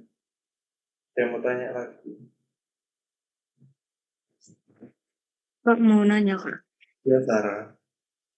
Tadi itu kan yang sel melanos itu kan dia memproduksi melanin ya. Melanin untuk mewarnai kulit sama bulu. Nah, terus itu kalau misalnya kulit kita kayak kena paparan sinar matahari terus jadi menghitam itu dia pengaruhnya ke melanin itu gimana, Kak? Oke, pengaruhnya ke melanin seperti apa? Karena makin menghitam. Jadi kan saya aku tahu ya, mungkin teman-teman bisa cari referensi yang lain. Kalau saya aku tahu itu melanin atau pigmen itu kan membuat kulit menjadi lebih gelap kan. Nah, yang pernah aku baca, semakin banyak pigmen di kulit, ya pigmen melanin itu semakin banyak di kulit, jadi kan semakin gelap. Nah, semakin banyak melanin itu juga bisa melindungi kita dari penyakit yang disebabkan oleh sinar matahari, sinar UV gitu, kayak kanker kulit kayak gitu. Nah, maka dari itu bersyukurlah kita sebagai orang Indonesia memiliki kulit sawo matang gitu kan ya, memiliki melanin yang cukup untuk melindungi kulit dari kanker kulit contohnya kayak gitu. Jadi gitu, kalau bagaimana caranya kulit menjadi gelap karena paparan sinar matahari itu aku kurang tahu. Mungkin kamu bisa baca referensi literatur yang lain. Terus yang aku tahu, semakin gelap kulit karena semakin banyak pigmen melanin yang ada di kulit, sehingga bisa melindungi kita dari paparan sinar UV atau sinar matahari, dari penyakit kanker kayak gitu. Ya, betul yang disampaikan oleh Anton, itu kurang lebih. Jadi bersyukurlah kita semakin gelap kulit, semakin terlindung dari sinar matahari. Itu jangan minder jadinya punya kulit hitam. Kurang lebih seperti itu. Kalau misalnya udah ini ya, udah menghitam terus nanti dia bakal balik lagi ke warna kulit semula yang awal itu, berarti melaninnya gitu kayak berkurang gitu apa gimana, Kak? Oke, kalau kembali, aku ketawa sih. Kalau kembali itu, aku kurang tahu sih gimana mekanisme. Saya izin menjawab, bolehkah Kak Ngapunten? Boleh, Anton boleh sekali. Soalnya memang penelitian saya ini lagi bahas kulit soalnya. Jadi kalau secara genetik kita tuh terlahir putih, kemudian kita menghitam karena paparan sinar matahari pada umumnya, itu nanti kita bisa kembali putih jika melanin ini tidak difungsikan untuk menahan UV. Ada beberapa kandungan produk ataupun situasi yang membuat kulit kita bisa menjadi lebih putih sesuai dengan warna kulit asli kita. Tapi jika kita tidak melakukan kondisi ini atau perawatan kulit, maka kulit akan mempertahankan kandungan melanin untuk memblokir UV gitu. Jadi ayo pakai skincare guys. Ya begitu Kak. Maaf kalau izin menyela karena sedikit ada pengetahuan di ini. Tapi ada orang yang kulitnya emang dari awal putih gitu, terus itu dia kena paparan sinar matahari malah kulitnya jadi merah aja gitu. Iya, merah. Berarti melaninnya nggak bekerja gitu ya? Jadi gini, yang sesuai yang aku sampaikan, kalau dia melaninnya kurang, maka dia akan sangat sensitif terhadap sinar UV. Nah, ditandai dengan warna yang kemerahan. Itu karena apa? Karena ya kulitnya sensitif. Karena iya betul, melaninnya belum terbentuk dengan sempurna sehingga belum sanggup untuk melindungi kulitnya dari UV. Tapi perlahan-lahan nanti lama-lama juga jadi menghitam. Gitu. Oke, makasih Anton. Ya, mari kita beli skincare. Ya, itulah jawaban sekilas dari Anton. Nggak apa-apa. Juga menambah pengetahuan juga. Itu dari Anton. Ya, terima kasih Anton. Lindungilah kulit kita, karena kulit adalah benteng pertama untuk pelindungan tubuh. Nggak cuma dari sinar matahari, tapi bisa dari bakteri atau mikroorganisme yang lain kayak gitu. Oke, kan ada yang mau tanya lagi?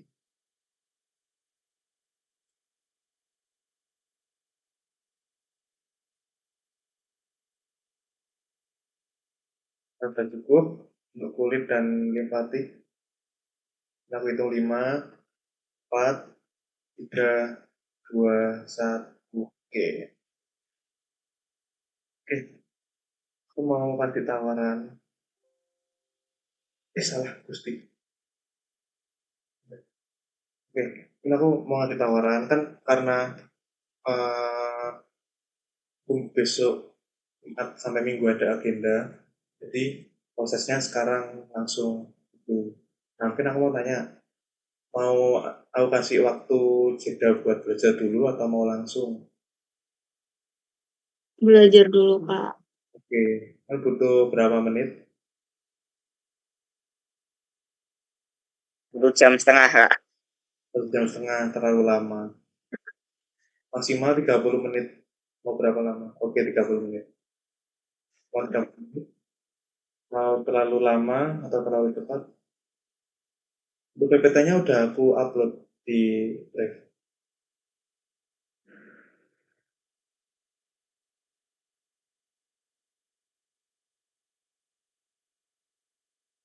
Oke, mau 30 menit? Oke, 30 menit ya. Ya, Kak. Ya mungkin belajar dulu, bisa off cam, on cam, bisa istirahat dulu sama belajar 30 menit berarti sampai 9.38. Oke, sampai jumpa.